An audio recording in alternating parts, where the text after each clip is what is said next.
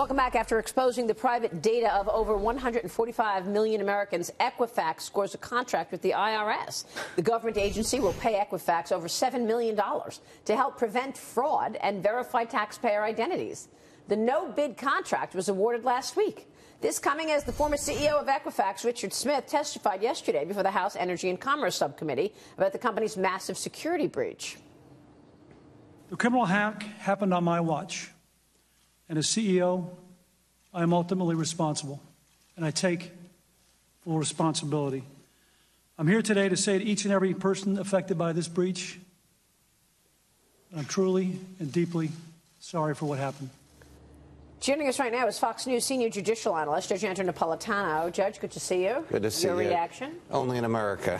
Yeah, as Mike was saying during the break, this contract has probably been sitting around for a while. It's a relatively small amount of money by IRS terms, and it was awarded to these people probably before, not before the breach happened, but before the breach was known to have happened. It's odd that there would be a no-bid contract. No-bid contracts mean that the subject matter requires professional services rather than the sale of a good or commodity, because professional services, hiring lawyers, etc., are not subject to bids. No. The IRS.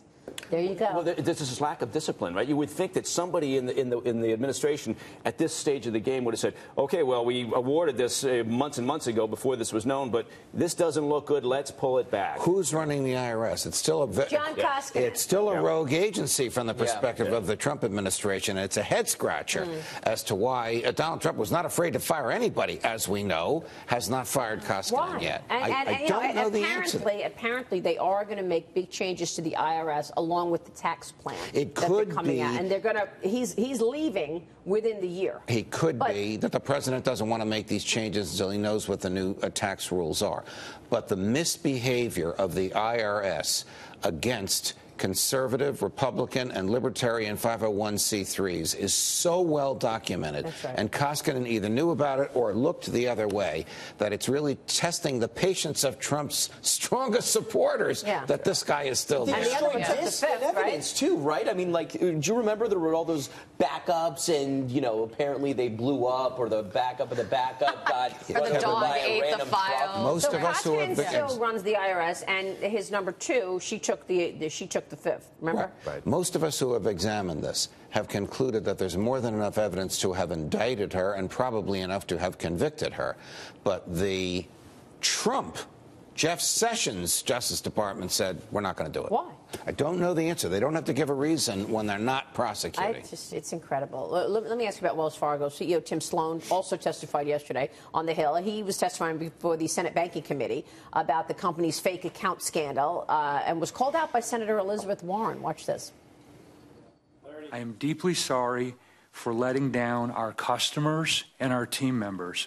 I apologize for the damage done to all the people who work and bank at this important American institution. Mr. Sloan, you say you've been making changes at Wells Fargo for 30 years, but you enabled this fake account scam, you got rich off it, and then you tried to cover it up. At best, you were incompetent. At worst, you were complicit. And either way, you should be fired. Wow. Do you think he should be fired? I do, but not because Elizabeth Warren says so. I happen to agree with what she said, and I happen to agree that it is a basis for firing, but he should not be fired. Well, he wasn't the CEO when this was taking place. I understand that, but he's attempting to justify this behavior. My problem is that the government has no business telling private companies who should be fired and who shouldn't.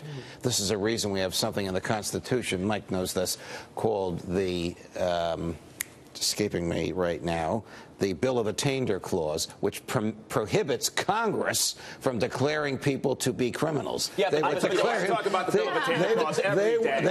They would declare him to be a criminal yesterday if the clause weren't in but there. The issue is the Fed oversees these institutions, right? And so the Fed should have oversight and should be able to say, get rid of the board. The board was brought up on this, and there's been no changeover at the board, and they've been completely complicit. The Fed does have that oversight. Was also pushed off the board now. Yes, well, yeah, he was chairman of the board. Think of it this way. The Fed is its own regulator. So the Fed has oversight, but there's nothing Congress can do about the Fed. It's got its own budget, and it can print its own money. Let me ask you this. We want to switch gears, ask about Puerto Rico. The president visiting Puerto Rico yesterday following the destruction after Hurricane Maria. In a Fox News interview, the commander-in-chief weighed in on the roughly $70 billion of debt that the U.S. territory currently faces. Watch this. We have to look at their whole debt structure. You know, they owe a lot of money to your friends on Wall Street, and we're going to have to wipe that out. That's going to have to be, you know, you can say goodbye to that. I don't know if it's Goldman Sachs, but whoever it is, you can wave goodbye to that. Wow. To me, that is stunning. If he says wave goodbye to it, he means that he plans to ask the Congress for a bailout. Now, it might not be the full $73 billion. They might ask the lenders to take some kind of a haircut. That would be unprecedented. I don't know that the Republicans would support it. This would be another Nancy, Chuck, and Donald deal.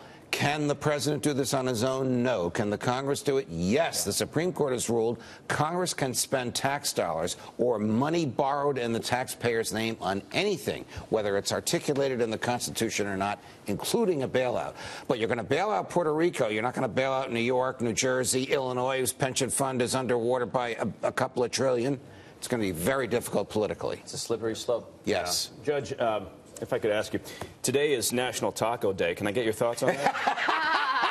I haven't had one in years. Really Yesterday they asked me about Shake Shack. I didn't know what it was. Taco Day should fall on Tuesdays, just so everyone knows. Where in the Bill of Rights is every American has a right to free tacos on Taco Day? Value of a sense of humor. I was going to ask you about the Supreme Court. I was going to ask you about the Supreme